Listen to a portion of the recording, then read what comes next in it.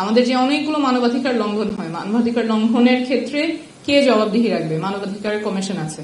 মানবাধিকার কমিশনের নিয়োগ কিভাবে হয়? এটা আপনারা আমার চেয়ে অনেক ভালো জানেন, কিন্তু মানবাধিকার কমিশনের নিয়োগ দিবে আইনমন্ত্রী, বাছাই কমিটিতে থাকবে আইনমন্ত্রী, স্বরাষ্ট্রমন্ত্রী। ওনারা যদি মানবাধিকার লঙ্ঘন করেন, যেই কমিশনার তাদেরকে ধরার কথা, তাদেরকে জবাবদিহি করার কথা, তারাই তার নিয়োগকর্তা।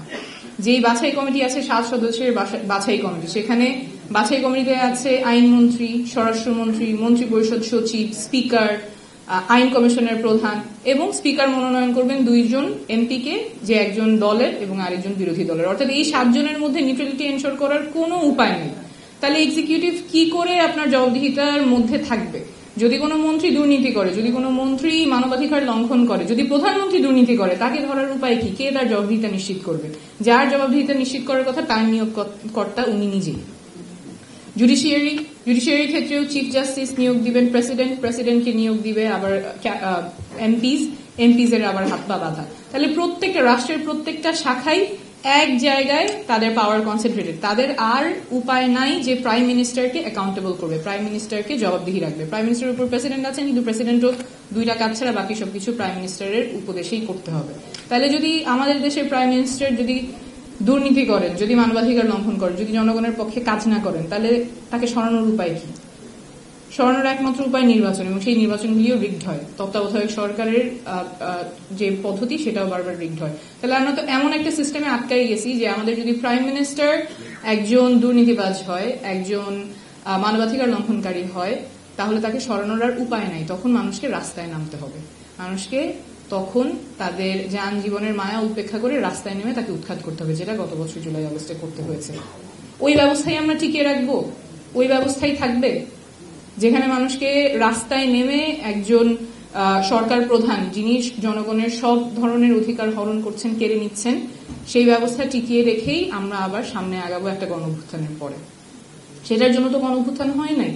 যদি ওই ব্যবস্থাই থাকে, যেই ব্যবস্থায় রাষ্ট্রের প্রত্যেকটা প্রতিষ্ঠান কুক্ষিগত করা যায়, রাজনীতিকরণ করা যায়, কোনোটাই জনগণের অধিকারের জন্য কাজ করে না, যে ক্ষমতার প্রধান আছেন, যে দল ক্ষমতায় আছে, তাদের শুধুমাত্র ইন্টারেস্ট সার্ভ হয়, ওই ঠিক ব্যবস্থাটা একইভাবে অটুট রেখে আরেকজন শুধু চেহারা বদলাবে, সেই ব্যবস্থার জন্য তো আর গণঅভ্যুত্থান হয় নাই। তাহলে আমাদের সংস্কার লাগবে কি লাগবে না? সংস্কার লাগবে, এবং সংস্কার না, বরঞ্চ আমূল একটা পরিবর্তনের ডাক উঠেছিল তখন, বাংলাদেশ 2.0। বাংলাদেশটাই যাতে নতুন করে হয়, যাতে ক্ষমতার কাছাকাছি যারা আছেন শুধুমাত্র তাদের অধিকার সংরক্ষিত থাকবে, আর কারো অধিকার সংরক্ষিত থাকবে না, এরকম যাতে না হয়।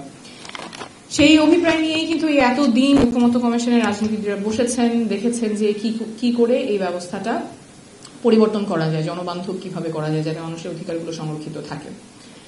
কিন্তু ওইখানে আমরা দেখলাম যে বাস্তবায়নের পথে জুলাই সনদ স্বাক্ষরের অনুষ্ঠান হয়ে গেল। একটা সনদ, যেখানে একটা চুক্তি, যেভাবে ব্যবস্থাটা পরিবর্তন হবে, সেটার বাস্তবায়নের পথ ছাড়া কিভাবে সই হয়? সেই সইয়ের ভ্যালুটা কি, যেটা বাস্তবায়ন হবে কি হবে না, সেখানে সই দেওয়া আর না দেওয়া তো প্রায় কাছাকাছি কথা। এবং এত কি তারা ছিল যে বাস্তবায়নের পথটা ঠিক না করেই সেটা সই করতে হবে। এবং এরকম তো আমরা অনেক দেখেছি, 90 অনেক কমিশন হয়েছে, এখনো অনেকগুলো কমিশন হয়েছে। স্বাস্থ্য সংসদ কমিশনের বাস্তবায়নের রূপরেখা কোথায়? নাই। ইভেন ঐকমত্য কমিশনের যে 6টা কমিশন, সেই 6টা কমিশনের মধ্যে 6টা কমিশনের আলোচনা হয় নাই। যেগুলো নিয়ে আলোচনা হয়েছে সেটা নিয়েও বাস্তবায়নের পথরেখা নিয়ে এখন আমাদের আলোচনা করতে হচ্ছে। এটা তো সই হওয়ার আগেই হওয়ার কথা ছিল। বাস্তবায়নটা কিভাবে হবে? এবং আরেকটা কথা এখানে আসে যে বাস্তবায়ন, এই সংস্কার, এগুলো বোধহয় জনগণ বোঝে না। জনগণ বোঝে কোথায় তাকে প্রতারিত করা হচ্ছে। আমরা প্রায় 64 জেলাতেই গিয়েছি, সেখানে যখন একজন মা বলে আমি আমার ছেলের খুনের বিচার চাই, উনি তো জুডিশিয়ারির নিউট্রালিটির কথাই বলছেন। যখন একটা বাবা বলে আমি তো ছেলেকে শিক্ষিত করছি, আমার কেন ঘুষ দিতে হবে, উনি তো দুর্নীতি দমন কমিশনের সংস্কারের কথাই বলছেন। তো বারবার এটা বলা যে জনগণ সংস্কার বোঝে না, আমাদের এগুলো প্রয়োজন নাই, এটা ভুল কথা। জনগণ বোঝে এবং জনগণ অনেক সচেতন। বারবার করে যে বলা হয় যে আমাদের আগের ব্যবস্থাই হবে, সংসদে গিয়ে পরিবর্তন হবে, আমার মনে হয় যারা এই সংস্কার প্রক্রিয়ায় বাধা দিচ্ছেন এটা জনগণ মনে রাখবে। এবং যারা বাধা দিচ্ছেন তারা আগের ব্যবস্থাটাই যে টিকিয়ে রাখতে চাচ্ছেন, তখন আমাদের দেখতে হবে ওই ব্যবস্থার বেনিফিশিয়ারি কারা। আগের যে ব্যবস্থা, যেখানে ক্ষমতাটা কুক্ষিগত করা যায়, জনগণের থেকে অধিকার কেড়ে নেওয়া যায়, সেটার বেনিফিশিয়ারি কারা? রাজনীতিবিদরা, আমলারা, এবং ক্ষমতার কাছাকাছি যারা থাকেন, বিজনেসম্যান, মিডিয়া, যারা ক্ষমতার কাছাকাছি থাকেন, যারা এই সিস্টেমের বেনিফিশিয়ারি হন, তারাই ওই ব্যবস্থাটাকে টিকিয়ে রাখার চেষ্টা করবেন। এবং এই ব্যবস্থাকে টিকিয়ে রাখার চেষ্টাটা জনগণ অবশ্যই মনে রাখবে এবং তাদেরকে জনগণ কাঠগড়ায় দাঁড়াবে। জবাবদিহিহীনতার রাজনীতি যেটা, সেটা এখন শেষ। মানুষ জবাবদিহিতা চায় এবং জনগণ জবাবদিহিতা নিয়েই ছাড়বে। জুলাই সনদ নিয়ে অনেক কথা এসেছে। আমরা এনসিপি থেকে খুব স্পষ্ট বলেছি যে বাস্তবায়নের পথরেখা থাকবে, বাস্তবায়নের পথরেখা ছিল না বলে আমরা সই করতে পারিনি। পথরেখার এখন অনেকটাই এগিয়েছে, আদেশ হতে হবে, আদেশ দিতে হবে প্রফেসর মোহাম্মদ ইউনূসের। নোট অফ ডিসেন্ট নিয়ে অনেক কথা এসেছে, কিন্তু আসলে অনেক সময় যে কথাটা আসে না সেটা হচ্ছে নোট অফ ডিসেন্ট এর আগে রাজনৈতিক দলগুলোর মধ্যে সাফিসিয়েন্ট কনসেনসাসের ভিত্তিতেই সেখানে আইটেমগুলো ইনসার্টেড হয়েছে। একটু আগে আক্তার হোসেন ছিলেন, আমিও ঐক্যমত্য কমিশনে গিয়েছিলাম। একটা যদি এক্সাম্পল দিই, যখন আর্টিকেল 70 নিয়ে আলোচনা হচ্ছিল, আর্টিকেল 70 ব্যাপারে বিভিন্ন রাজনৈতিক দলের বিভিন্ন ধরনের মতামত ছিল। যেমন আমরা বলেছিলাম যে আর্টিকেল 70 সম্পূর্ণ বাতিল হোক, কারণ আমরা চাই যে যারা জনপ্রতিনিধি হিসেবে সংসদে যাচ্ছেন তারা স্বাধীনভাবে ভোট দিতে পারেন, মত প্রকাশ করতে পারেন, সত্যিকারের যাতে তারা জনপ্রতিনিধি হন, কোনো দলের প্রতিনিধি যাতে হতে না হয়।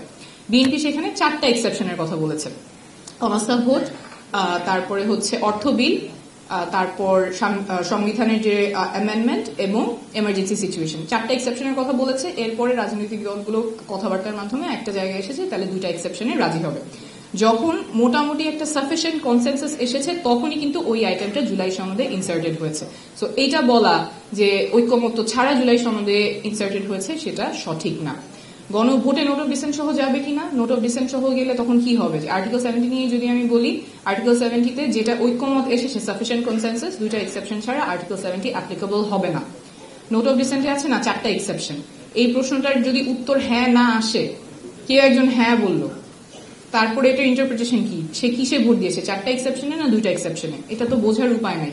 সো যেইটা সাফিসিয়েন্ট কনসেনসাসের মাধ্যমে জুলাই সনদে লিপিবদ্ধ হয়েছে সেটার উপরেই গণভোট হওয়া উচিত, জনগণের রায় নেওয়া উচিত, এবং জনগণের রায়কে ভয় পাওয়ার কোনো কারণ নাই, জনগণ যথেষ্ট সচেতন।